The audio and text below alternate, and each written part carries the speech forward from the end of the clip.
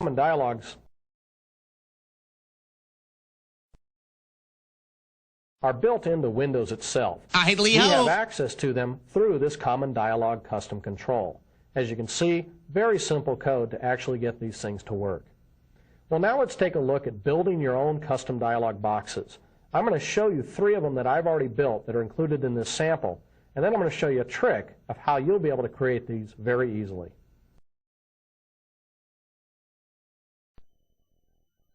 I've got 3 common dialogues that I have built: an about box, a tip of the day, and a login dialog. So let's go ahead and hit about. And you can see that this is kind of a standard about box that you might find it's a part of a Windows application. We can hit the OK button, and all it'll do is just go away. Or you can hit this System Info button. And when you click on the System Info button, it actually goes out and runs this MS Info exe. And this will bring up information about your system itself. Now this isn't, very impressive, but, it does give you just one more thing that you can do on your about dialog. Click OK, and it goes away. We also have a tip of the day dialog box. And this is kind of a standard tip of the day type dialog you might find in most of the Office products. But you can add this to your applications as well. We also could have a standard login dialog. If you need to log into a database, you might need to ask the user for a username and a password. So you could fill in a particular username and a password and then hit OK. And this would return that value to you if it was valid. They've got some standard checking in here to see if you've put in the correct password. If you don't get it right, you have to keep trying. Or you could obviously cancel out of this. Now, how did we get these particular dialog boxes into our application? If we look at the Project Explorer window, you can see the form about. That's here.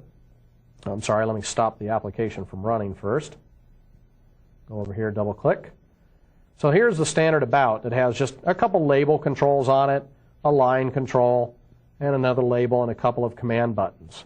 Now, I didn't actually build this about. Instead, what I did is I went up to the project menu and I did an add form. And when you do this, it brings up a list of template forms.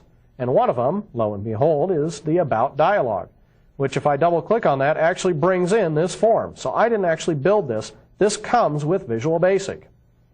If you go to the project menu again, you select add form. You can also bring in the login dialog box. Double click on that, and there's that kind of that same login that we saw before. One more time, project add form, and there is a tip of the day. So as you can see, there are a lot of different common dialogues that they've already set up for you, and you can just double click on them and add them to your project. In this section, we looked at the common dialog control. We also looked at the message box and the input box, and we looked at how you can add your own dialog boxes to the project. Now, as well as just adding templates, you can just build your own forms and call them as dialogues. In the next section, we're going to take a look at the ADO data control.